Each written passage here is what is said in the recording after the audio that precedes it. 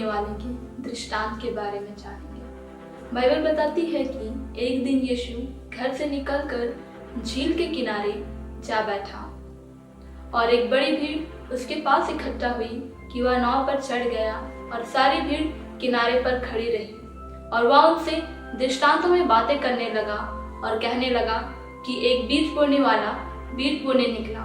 और बोते समय कुछ बीज मार्ग के किनारे गिर गए और पक्षियों ने आकर उसे चुग लिया। दोस्तों, यहाँ बीज का अर्थ परमेश्वर के वचन से है, जैसा कि यहाँ यीशु के द्वारा बताया गया है कि कुछ बीज मार्ग के किनारे गिरे और पक्षियों ने आकर उसे चुग लिया। यह उस मनुष्य की सी दशा है जो परमेश्वर का वचन सुनता तो है परंतु उन वचनों को ग्रहण नहीं करता है और तुरंत दुष्ट शैतान आकर उनके मनों से उन वचनों को चुरा ले जाता है और उन वचनों का उनके जीवन पर कोई असर नहीं रह पाता, तो वह वचन उसी भूमि पर गिरा हुआ बीज कहलाता है, जो बीज पक्षी आकर चुरा लेते हैं। इसके पश्चात कुछ बीज पथरीली भूमि पर गिरे, पर वहाँ मिट्टी न मिलने के कारण वे जल्द उगाए और सूरज निकलने पर वे जल गए और जड़ ना पकड़ने से सूख गई। इसका तात्पर्य यहाँ यह है दोस्तों कि यह उस मनुष्य की दशा है जो वचन सुनकर तुरंत आनंद के साथ मान लेता है, पर अपने हृदय में उनकी जड़ें गहरी ना होने के कारण वह बहुत ही जल्द ठोकर खा लेते हैं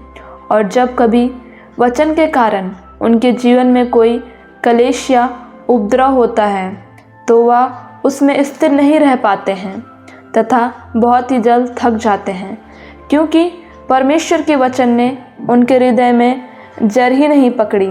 और उसे अपने अंदर स्थिर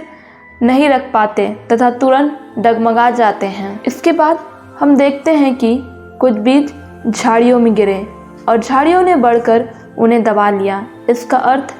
यह है दोस्तों कि जो मनुष्य वचन सुनता है उस पर चलना तो चाहता है, परंतु संसार की चिंताएं और धन संपत्ति की लालसाएं आती है तो वह मनुष्य उसमें डूब जाता है और वचन में स्थिर खड़ा नहीं रह पाता और वह फल नहीं पाता और वह अपनी सांसारिक चिंताओं का ही गुलाम बनकर रह जाता है। इसके पश्चात कुछ बीज अच्छी भूमि पर गिरे और फल लाएं, कोई 100 गुना, कोई 60 गुना और कोई 30 गुना। इसका अभिप्राय यह है दोस्तों कि जो मनुष्य परमेश्वर के वचन सुनकर उसे समझता है और उस पर चित्त लगाता है तथा उसे अपने हृदय की भूमि पर स्थिरता से रख छोड़ता है तो वह बहुत अधिक फलवंत होता है और 100 गुना, कोई 60 गुना और कोई 30 गुना फल लाता है। अर्थात उस मनुष्य पर किसी भी सांसारिक बुरी चाल का व शैतान की योजनाओं का कोई भी असर नहीं हो पाता, वरन वह मनुष्य अपने हृदय में परमेश्वर के वचन को सदा लिए फिरता है और परमेश्वर के वचन में फलवंत भी रहता है और वह मनुष्य बहुतों के लिए आशीष का कारण भी बनता है। इसी प्रकार दोस्तों, इस पूरे दृष्टांत में हमें यह सीखने को मिलता है कि हमें परमेश्वर के वचन को अपने हृदय में गहराई से रखना चाहिए और सदा उन वचनों को मनन करना चाहिए तथा हर परिस्थिति में वचन को क्लेम भी करना चाहिए। तब हम भी एक फलवंत और खरे व्यक्ति बनेंगे। दोस्तों,